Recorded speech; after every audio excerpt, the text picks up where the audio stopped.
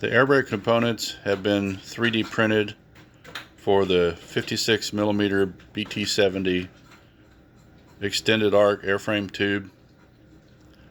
We're using air brakes for the 80 millimeter or BT80 66 millimeter curvature upper body tube, but the table, the bottom table and upper table have been printed for BT70 sizes.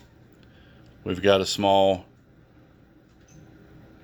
little rod that goes down through the center, attaches to a little spreader assembly, and then those have 3 linkages that have been printed to connect to diagonally mounted tabs that are glued onto the air brake systems.